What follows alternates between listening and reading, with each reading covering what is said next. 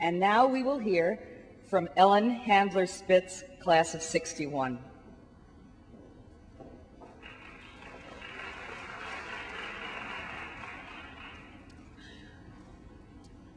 My mother died when I was at Barnard. She had been sick for many years, but in those days, doctors didn't tell families much about what was wrong with people, so we didn't really know exactly what was wrong with her, and we didn't know how sick she was.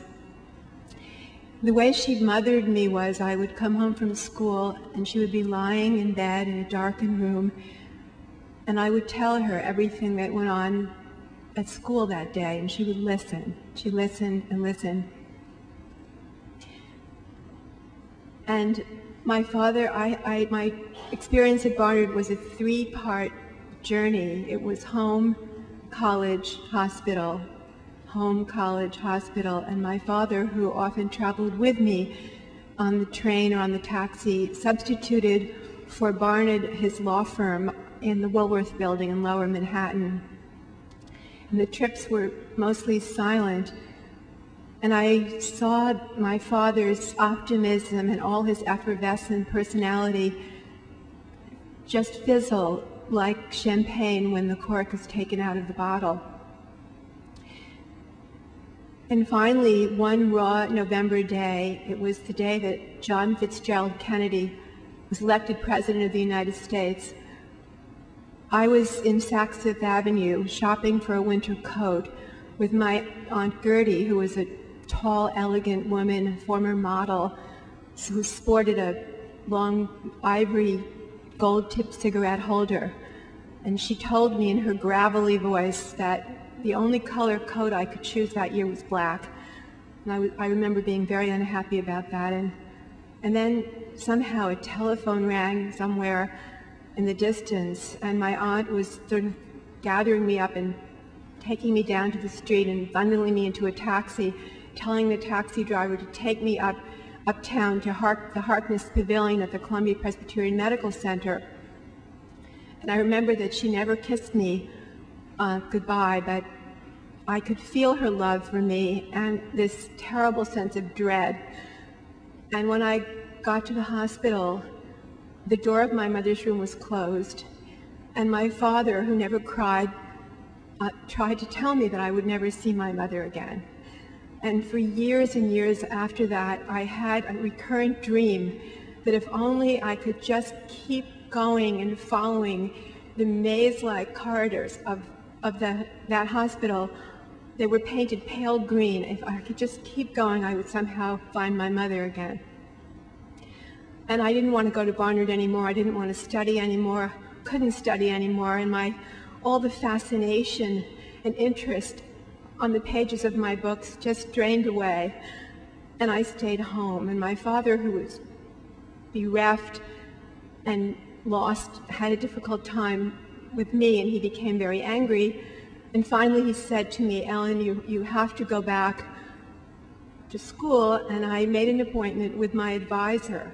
My advisor was Miss Inez Nailbach, who was a professor in the English department. And I went in to see her, and she sat there in her book-lined office with this enormous desk that separated us. And she wore woolens and tweeds, and she had brown, graying hair pulled back from her face with a kind of a benign severity. And she looked at me and she said, asked me why I had come in. She listened.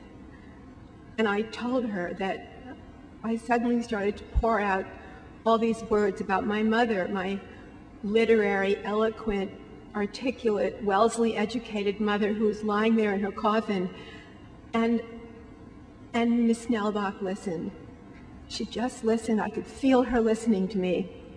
Finally, I began to cry, and she continued to listen. And finally, I looked up, and she looked into my troubled eyes, and she said something like this. She said, "Your mother must have been a wonderful woman, and I wish that I had had the privilege of knowing her. But she's gone now, and you're forgetting something. You're forgetting yourself." You're important too, and you have to come back to Barnard now, for her sake, and for your sake, and for our sake. And I thanked her, and I guess the words cast a spell, because I did come back to Barnard, and I did get honors in my major, and I really learned the meaning of the Latin phrase Alma Mater, which means foster mother, because I felt that Barnard had taken that role for me in my life.